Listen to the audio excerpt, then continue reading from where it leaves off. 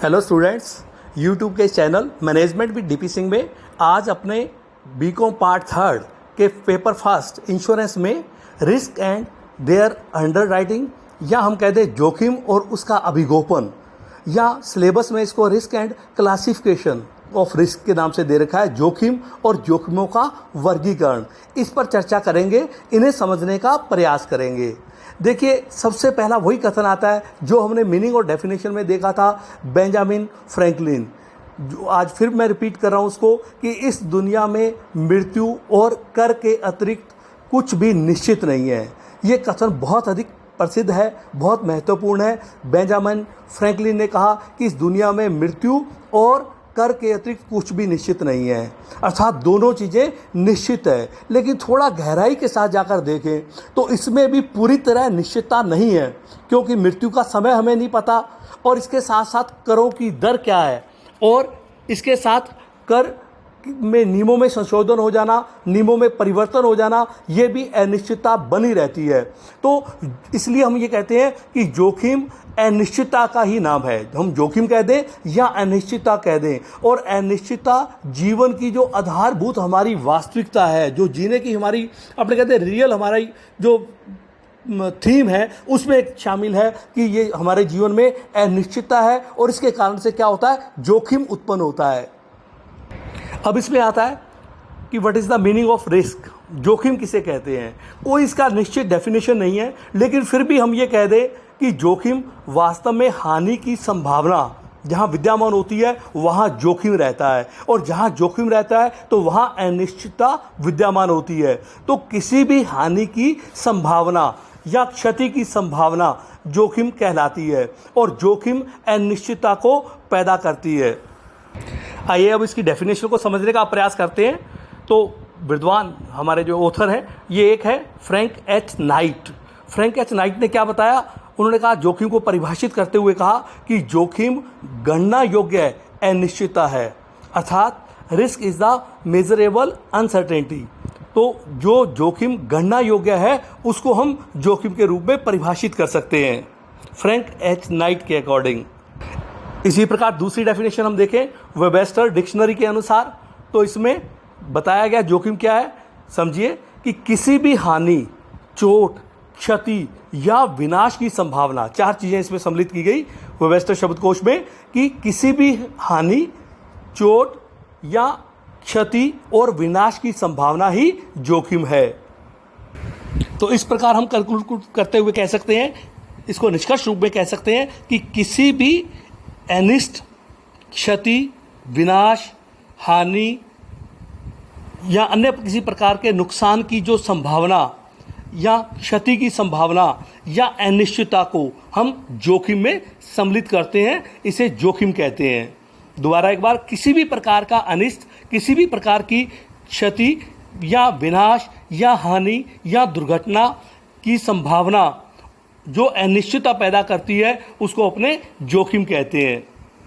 तो student, next इसमें आता है बीमा संकट का वर्गीकरण, या अपने ये कह दें कि क्लासिफिकेशन ऑफ इंश्योरेंस हैजर्ड्स। तो ये चार प्रकार के बीमा संकट के वर्गीकरण में चार प्रकार बताए गए हैं। तो पहला इसमें आ जाता है भौतिक संकट या खतरे, फिजिकल हैजर्ड्स। दूसरा इसमें आ जाता है नैतिक संकट या खतरे, इसको हम कहते हैं मॉरल हैजर्ड्स। थर्ड इसमें आता है आंतरिक संकट, या हम इसको कहते हैं इंटरनल हैजर्ड्स। और चौथा इसके अंतर्गत आता है कानूनी संकट या खतरे, तो इसको अपने कहते हैं लीगल हैजर्ड्स फैक्टर्स।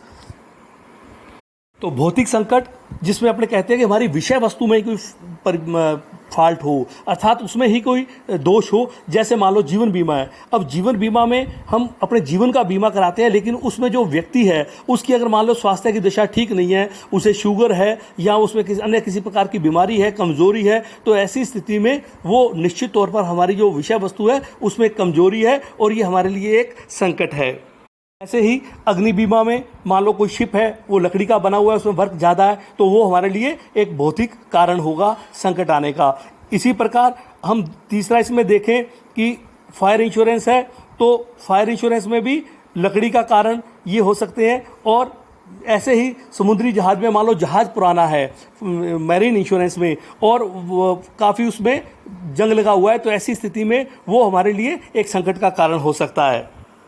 इसी प्रकार नैतिक संकट आता है, मॉरल हैजर्ड्स आते हैं। इसमें कोई व्यक्ति बेईमानी करता है, धोखा कर लेता है, षड्यंत्र रच लेता है, तो अपने अर्थात अनैतिकता से वो हमारे लिए संकट उत्पन्न कर सकता है।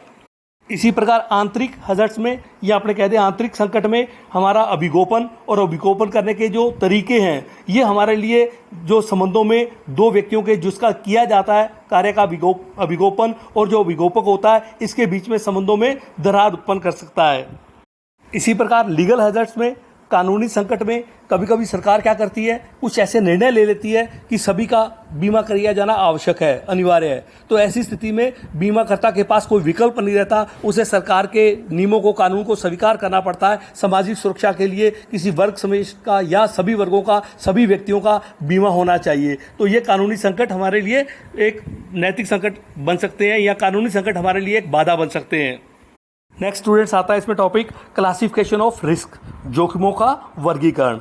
देखिए, जोखिम में अनेक प्रकार के फैक्टर कार्यरत रहते हैं, अनेक प्रकार की चीज़ें, उनका प्रभाव, उनका अनेक स्थितियां जो हैं, परिस्थितियां जो है, ये उसमें विद्यमान रहती है। तो ऐसी स्थिति में हम जोखिमों को कई भागों में क्लासिफाइड कर सकते हैं, बांट सकते हैं। तो प्रमुख रूप से हमें इसे 6 भागों में बांटकर अध्ययन कर रहे हैं। तो पहला इसमें आ जाता है संपत्ति, दायित्व या व्यक्तिगत जोखिमें। संपत्ति, दायित्व या व्यक्तिगत जोखिमें, या हम ये कह दें property, liability and personal risk. दूसरा इसमें आता है भौतिक, सामाजिक तथा आर्थिक रिस्क, या हम कह दें physical, social and economic risk. Third इसमें आता है स्थिर एवं गतिशील जोखिमें, या हम ये कह दें डायनेमिक जो रिस्क है वो इसके अंतर्गत आएंगे।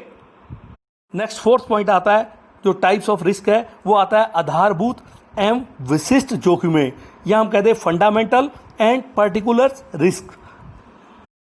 पांचवा इसके अंतर्गत आता है परिकल्पित या शुद्ध जोखिमें, हम ये कहते हैं परिकल्पित एवं शुद्ध जोखिमें, या स्पेकुलेटिव एंड प्योर रिस्क।